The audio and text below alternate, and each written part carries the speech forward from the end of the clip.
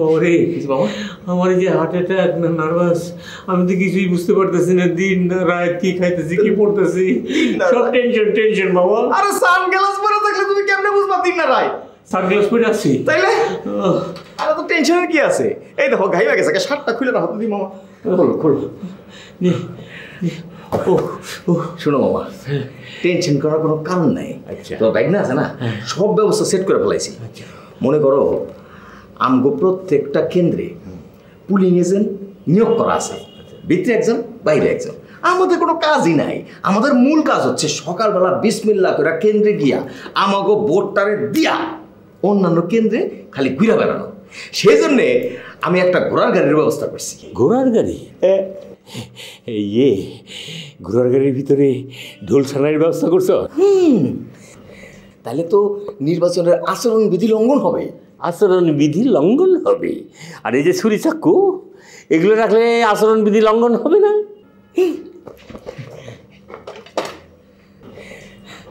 এগুলো রাখা যাবে না।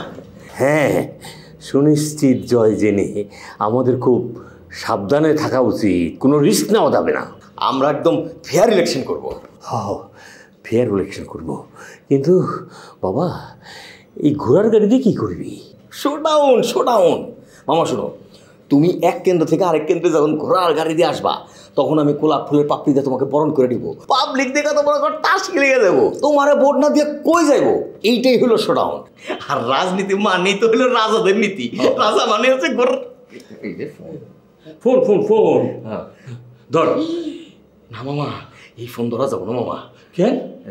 এইটা বড় ডেঞ্জারাস একটা ফোন। আরে ইলেকশনের রাইতের ফোন, বড় ইম্পর্টেন্ট ফোন। আরে ইলেকশনের রাইতের কি? আমার তো প্রতি রাইতেরই ফোন এটা।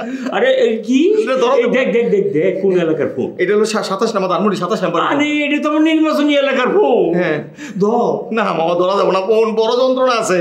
আরে ইলেকশনের রাইতে একটা ভোটার যদি ফোন করে কিছু কইতে চায়, কিছু জানতে চায়, এটা না ধরা মানে তো নিশ্চিত ফেল। তোর ফেল হইলো ফেল, তাও ফোন ধরা যাবে না মামা।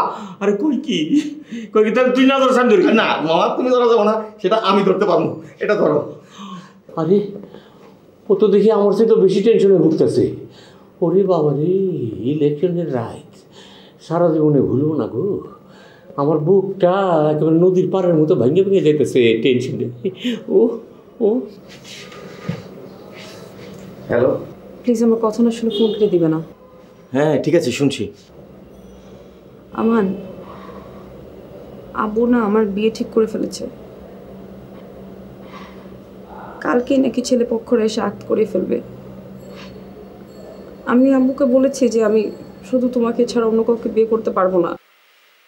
আব্বু শুনে খুবই চেঁচামেচি করেছে, বলেছে বিয়ে করলে তার পছন্দের ছেলেকেই করতে হবে। আমার পক্ষে সেটা সম্ভব না। শোনো, কালকে দুপুরে নাকি ছেলে পক্ষরা চলে আসবে। আমি কালকে সকালবেলা বাসা থেকে বের হয়ে তোমাকে টেক্সট করব, তুমি অবশ্যই সেই জায়গায় চলে আসবে। তারপর আমরা বিয়ে করে ফেলবো। এছাড়া কোনো উপায় নেই, নাহলে কিন্তু আমার মরা ছাড়া কোনো উপায় থাকবে না। শোনো শোনো, কালকে তুমি মরো না, কালকে তো আমার ইলেকশন। কালকে বললে অনেক সমস্যা হবে, তুমি পরশু দিন মরে যাও, আমার কোনো সমস্যা নেই। আমি মরে গেলে তোমার কিছুই যায় আসে না? না না, কোনো সমস্যা না না, মানে সমস্যা নেই, মানে হচ্ছে যে আমি ভুলে বলে ফেলেছি। প্লিজ তুমি কালকের দিনটা তুমি ওয়েট করো, আমি পরশু দিন তোমাকে নিয়ে ভেগে যাবো, আমি পালিয়ে যাবো তোমাকে নিয়ে। ওকে? শোনো, তুমি যদি কালকে না আসো, আমি সত্যি সত্যি সুইসাইড করবো। হ্যাঁ হ্যালো হ্যালো, শোনো, হ্যালো।